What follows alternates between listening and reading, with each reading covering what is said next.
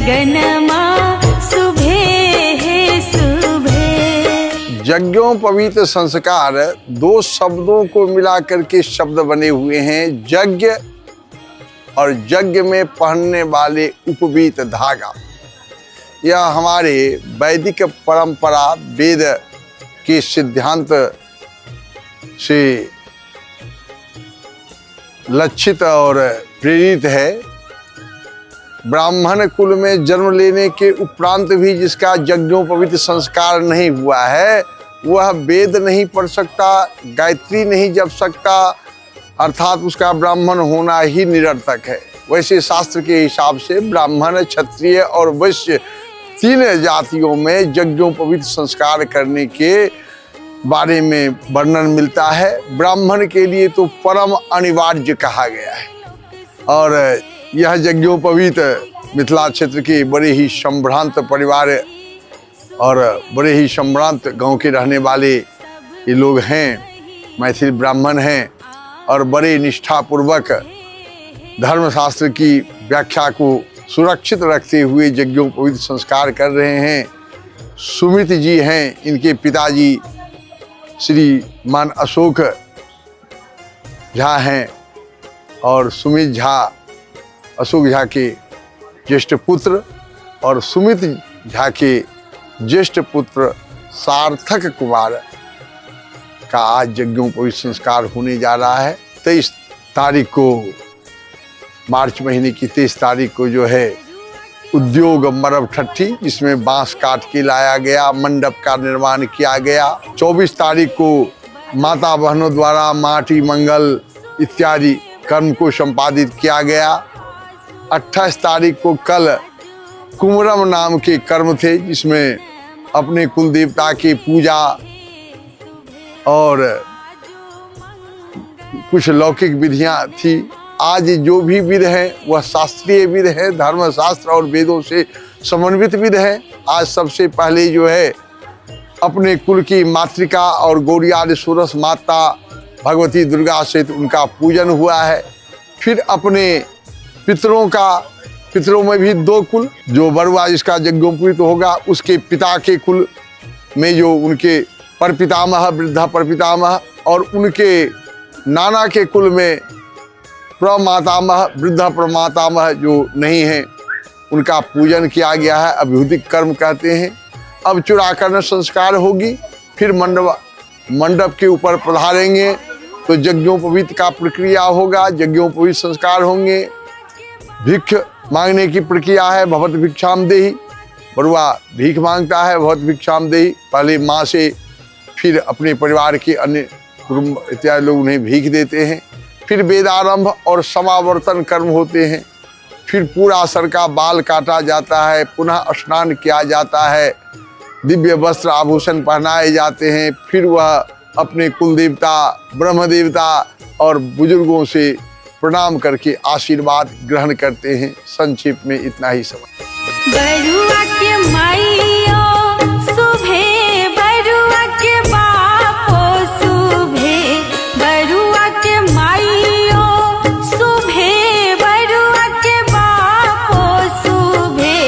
आज मंगल दिनमा सुबह है सुबह, आज मंगल दिनमा सुबह है सुबह।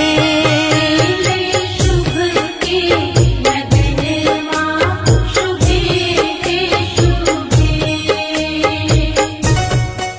आज मेरे भतीजे का सार्थक का यज्ञोपवीतम यज्ञ है। हम लोग के यहाँ सबसे मेन कार्य शादी से पहले जनेऊ सेरेमनी, यज्ञोपवीतम या इसको जनेऊ सेरेमनी कहते हैं। सुमित मेरा भतीजा और उसी का पुत्र सार्थक। सुमित की बड़ी इच्छा थी कि बड़ा धूमधाम से होना चाहिए और पूरी मेहनत करके उसने पूरे यज्ञ को इस रूप में कन्वर्ट कर दिया है कि यदि हम अपने गांव में भी करते तो इस तरह का माहौल, जो सजावट है, सब चीज़ है, वो नहीं हो पाता। वैसे हम लोग अपना जनेऊ सेरेमनी हम सब की जो है अपने गांव में माँ भगवती के स्थान पर ही होती है, लेकिन छुट्टी के अभाव की वजह से ये यहाँ पे किया गया है। लेकिन सब रीति रिवाज, सारे कस्टम, एक एक चीज़ उसी हिसाब से फॉलो किए गए हैं। तो बहुत बड़ा ये यज्ञ है। और जनेऊ सेरेमनी में गुरु, जो मैं गुरु बना हुआ हूँ, उसका एक अलग महत्व है। इसी में गुरु जो है गुरु मंत्र देता है शिष्य को। सार्थक मेरा शिष्य बना आज से, और मैं उसको गुरु मंत्र दूंगा। तो यही सबसे बड़ा इसका, आज से उसका मतलब दीक्षा स्टार्ट हो जाती है। ये पहले ज़माने में 4-5 साल की उम्र में हो जाता था, 6-7 साल की उम्र में। अभी तो पढ़ लिख गया है काफ़ी, लेकिन दीक्षा जो आरंभ होती थी यज्ञोपवीतम के, उससे ही होती थी। जय माँ भगवती। बरुआ के दीदी सुबह, बरुआ के पीसा सुबह, बरुआ के दीदी सुबह, बरुआ के पीसा सुबह। आजू छै शुभ दिन माँ सुबह है सुबह, आई छै शुभ दिन माँ सुबह है सुबह। शुभ के लगन माँ शुभ है शुभ।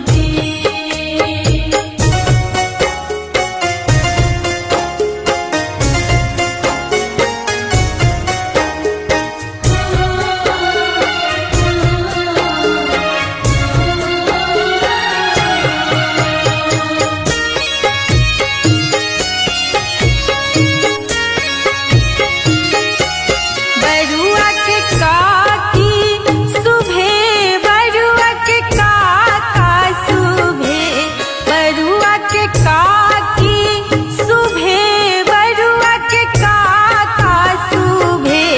आजू मंगल दिन माँ सुबह है सुबह, आजू मंगल दिन माँ सुबह है सुबह। शुभ के लगन माँ शुभ है शुभ। क्योंकि हम लोग मैथिल ब्राह्मण हैं, और वैसे ब्राह्मण तो दक्षिण भारत में भी है, बनारस में भी है, लेकिन हम लोगों का थोड़ा जनेऊ संस्कार पे बहुत ज़्यादा महत्व है। जनेऊ संस्कार एक सर्टेन एज तक बच्चे का कर दिया जाता है, क्योंकि ज़्यादा बड़ा हो जाता है तो फिर बड़ा अनकंफर्टेबल फील करता है वो। तो हम लोग चाहते हैं कि भाई वो ज़्यादा बड़ा ना हो, 8 या 10 साल की उम्र तक हो जानी चाहिए उसकी जनेऊ संस्कार।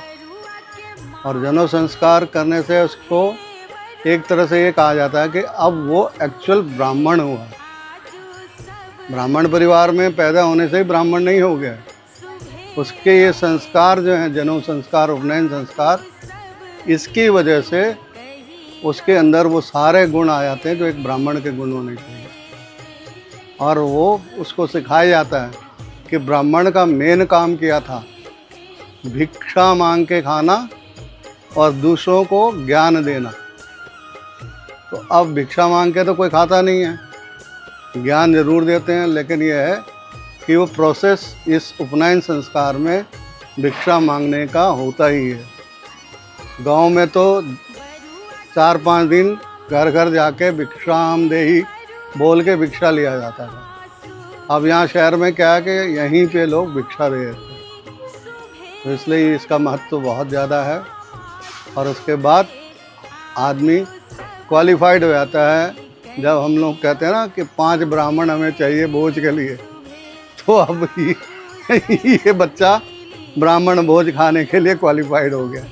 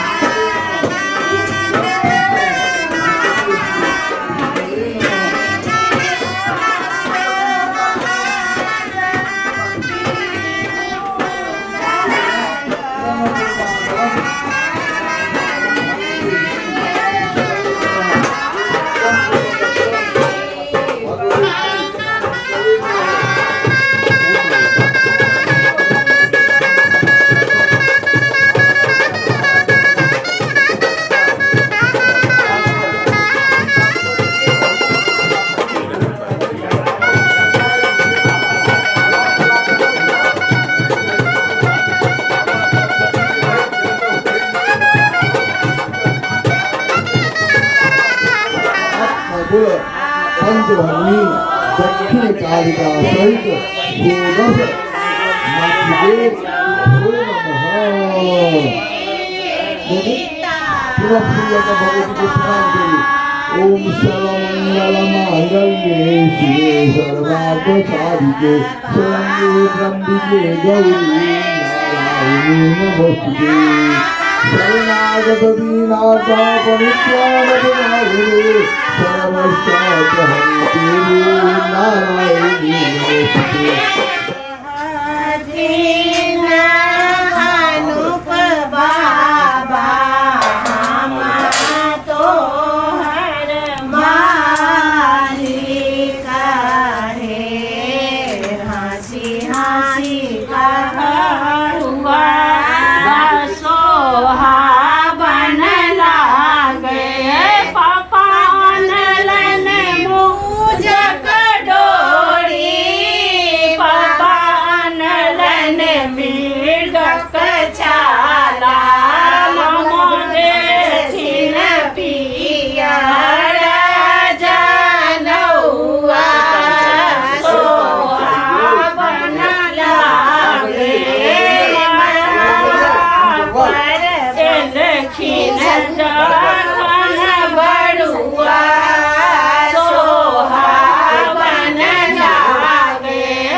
ओम ब्रह्मचर्य मागाम।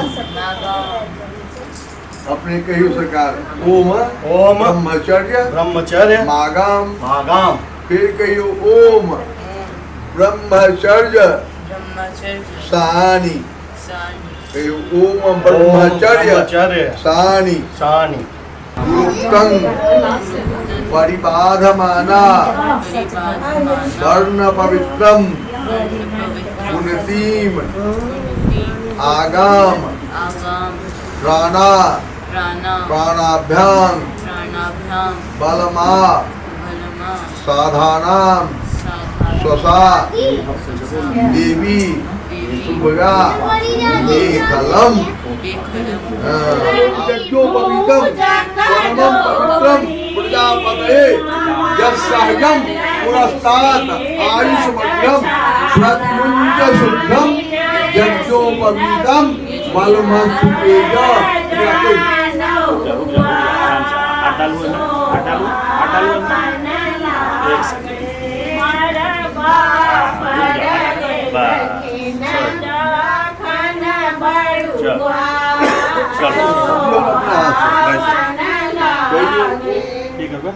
अपना हाथ से उनका हाँ कहियो कहियो ओम ओम मैं वो पढ़ी ओम ये यो में दंडः परापतद परापतद परा पतद वह्यायसो अशीभूयाम तमहम पुनरादद आयुके ब्रह्मणे ब्रह्मवर्चाय।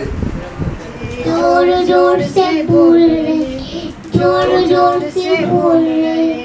गणपति मोरिया जोर जोर से बोल रहे थे। गणपति बप्पा मोरिया राधे कृष्ण राधे कुमारस्य रहा कर्तव्य उपनयन ओम कर्मणि नारे चलो सखी खाबा मारा भागी पासो हवन लागे आजुआ बधा पूरा मंगल सुहावन लागे ललना रे चलो सखी खाबा मारा सोहावन लागे। ब्राह्मण बाबू या कन्या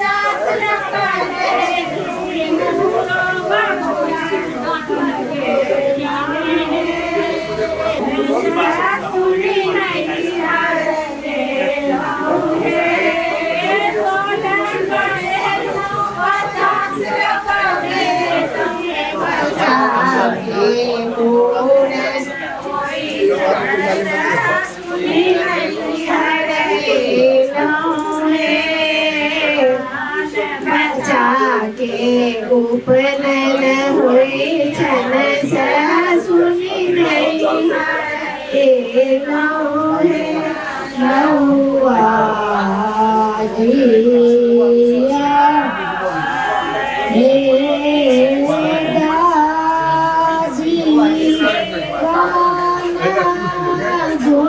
सोना पिया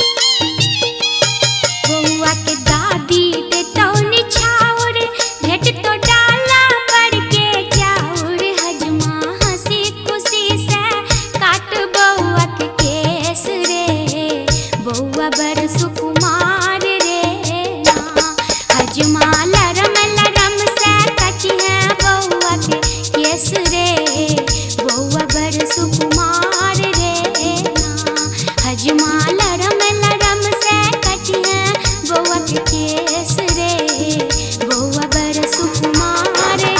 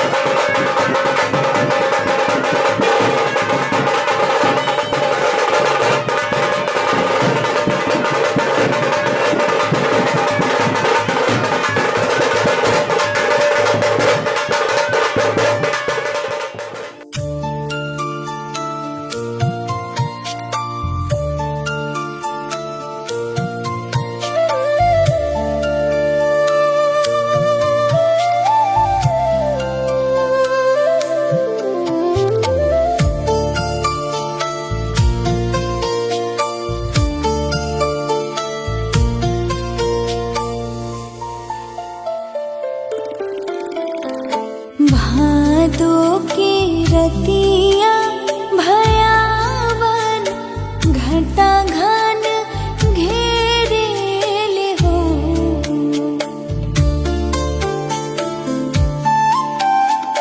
भादो की रतिया भयावन घटा घन घेरेल हो ललना चम चम चमके बिजुलिया डगर नाही सूझे लहू ललना चम चम चमके बिजुलिया डगर नाही सूझे लहू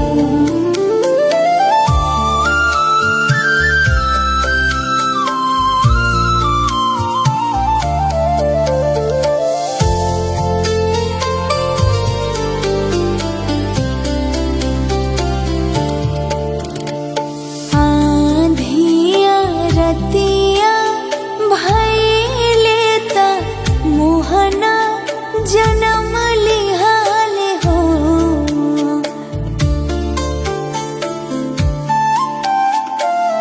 आधिया रतिया भइले त मोहन जन्म लिहाल हो ललना खुली गईले जिनकी फटकवा पहरदार सूती गईले हो ललना खुली गईले जिल के फटकवा पहरदार सूती गईले हो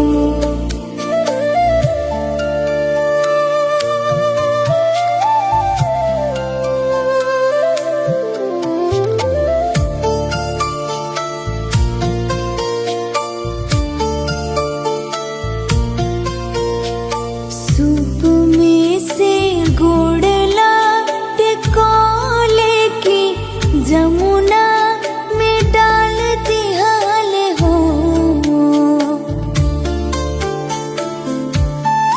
सूप में से गुड़ला टिकोले ता जमुना में डाल दिहाल हो ललना जमुना के जल भैले थोरता वासुदेव पार भैले हो ललना जमुना के जल भैले थोरता वासुदेव पार भैले हो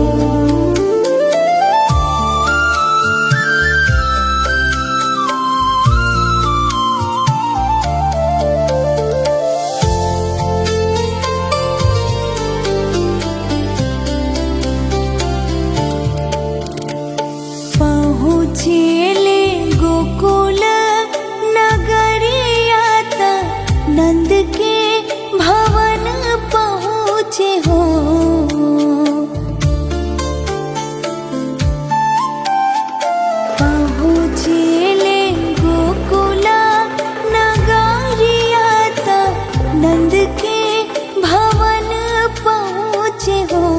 ललना यशोदा की गोदिया सुतावेता हियाले मथुरा आइले हो।